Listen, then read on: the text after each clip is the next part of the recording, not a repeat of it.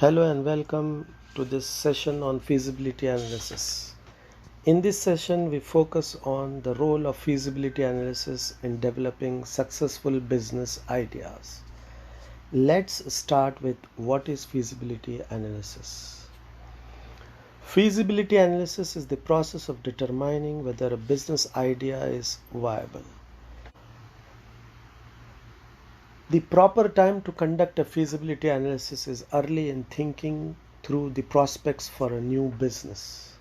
The thought is to screen ideas before a lot of resources are spent on them.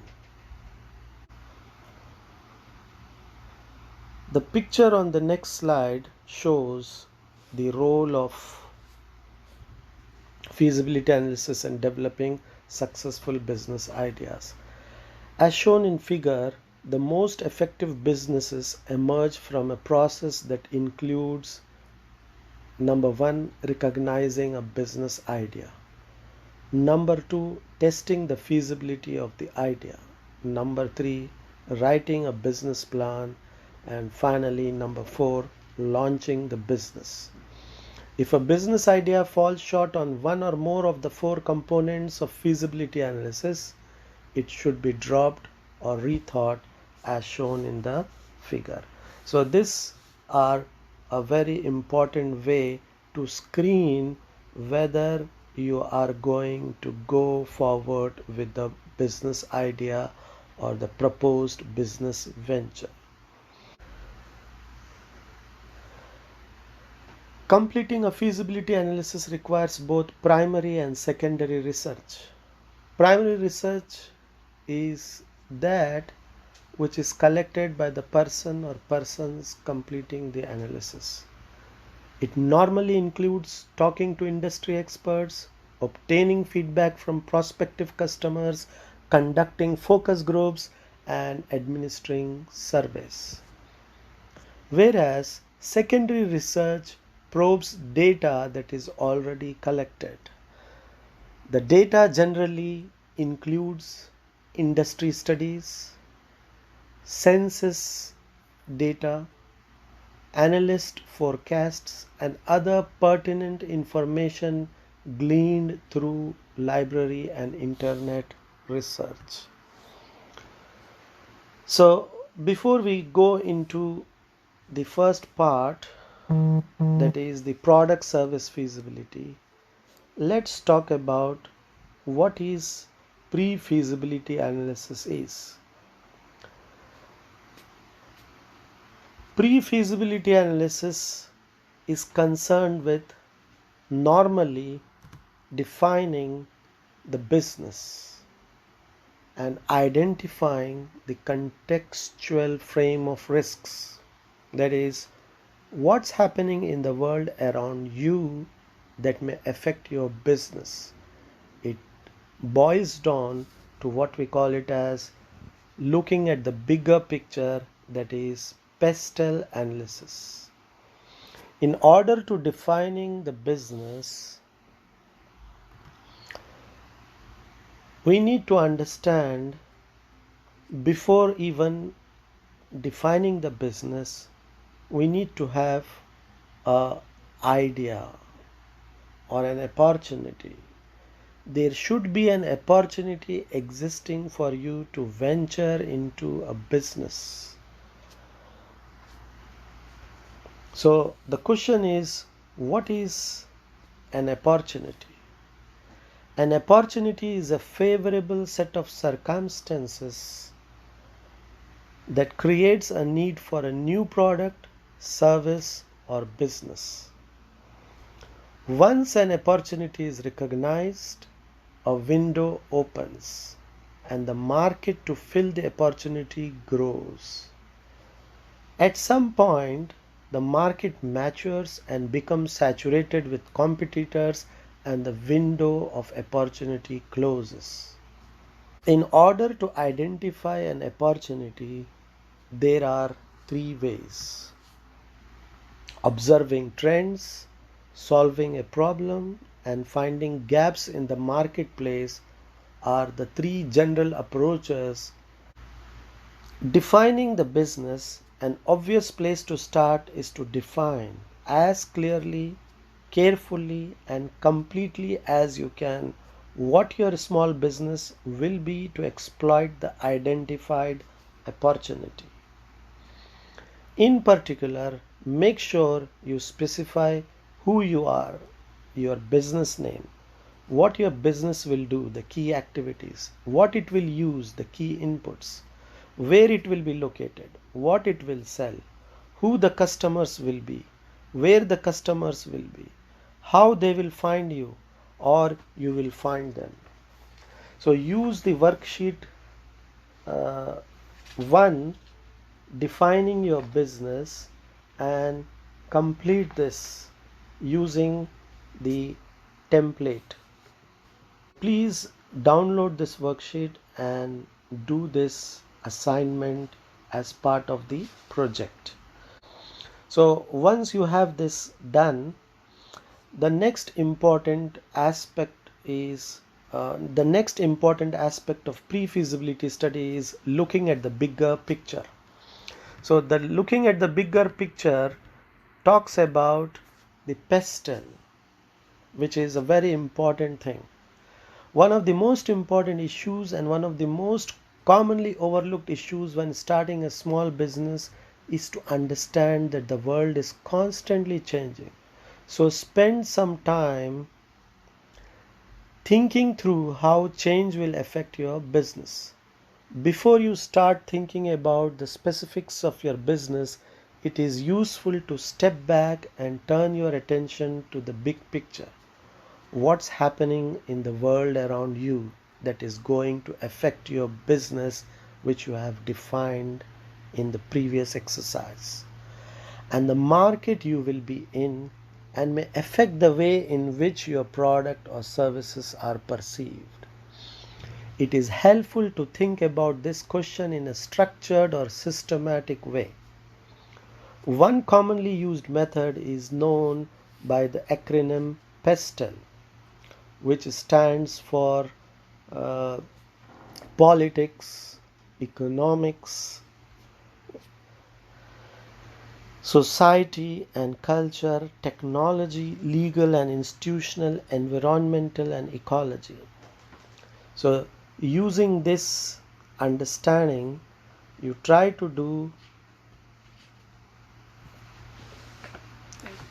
complete the worksheet 2 by downloading this.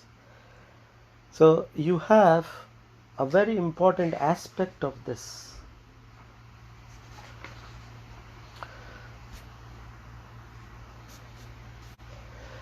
The PESTEL analysis is widely used in business because it helps to think about what is driving change in the world. By taking advantage of change, you are much more likely to be successful. It helps you avoid taking action that is doomed to failure from the outset for reasons beyond your control. So using the PESTEL worksheet, you can analyze in terms of step 2, what are the most important factors? How will this affect my business? And in step 4, what can I do to take advantage of this if it is positive, or reduce the impact if it is negative? PESTEL analysis provides a template for this analysis. After completing the analysis, it's important to answer the following questions.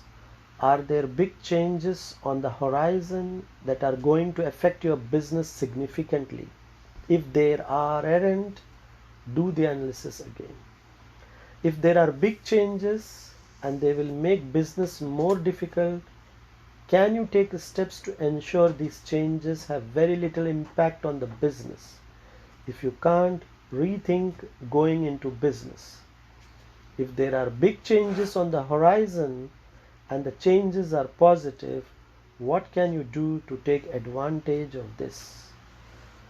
So once you complete this, upload these 2 assignments. Now talking about the feasibility analysis. So let's discuss open a coffee shop.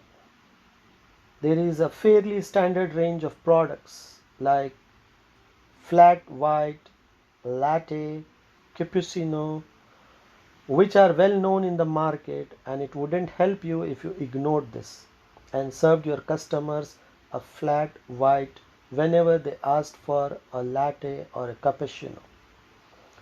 You are different, but that's not helpful. On the other hand, a consistently high standard of coffee is a positive, especially if your business is going to depend on repeat clientele.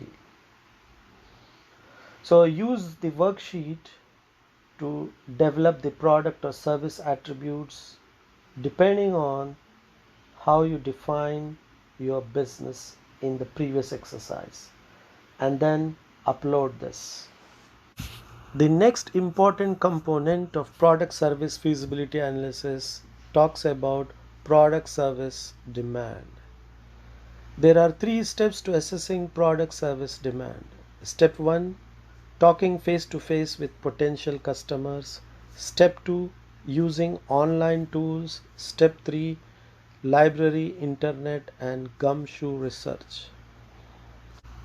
So let's talk about the next important aspect of feasibility analysis. Once you are done with number 1, that is the product service feasibility, the next important is industry target market feasibility. Industry target market feasibility. When we say industry, it is a group of firms producing similar products or service. And the target market is the limited portion of the industry it plans to go after. Once you have clarified what business you are in and the key attributes of the product or service you will be providing from the previous two worksheets, now you need to understand more about the market.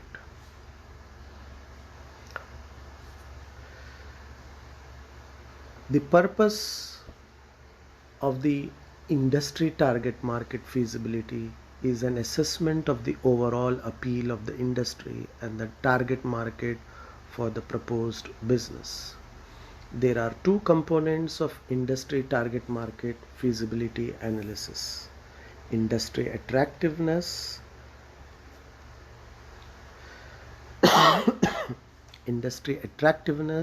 and target market attractiveness. Industries vary in terms of their overall attractiveness. In general, the most attractive industries have the characteristic as depicted on this slide. Particularly important, the degree to which environmental and business trends are moving in favor rather than against the industry. So when we talk about the target market attractiveness, we need to understand that markets usually have different segments or subsets. So our focus will be in understanding this target market attractiveness. The challenge in identifying an attractive target market is to find a market that's large enough for the proposed business but is yet small enough to avoid attracting larger competitors. In fact, assessing the attractiveness of a target market is tougher than assessing the attractiveness of an entire industry. So use this worksheet 3, download and try to do the market analysis to sort out through your own thinking about what is driving the market you intend to enter. Until then, goodbye, take care.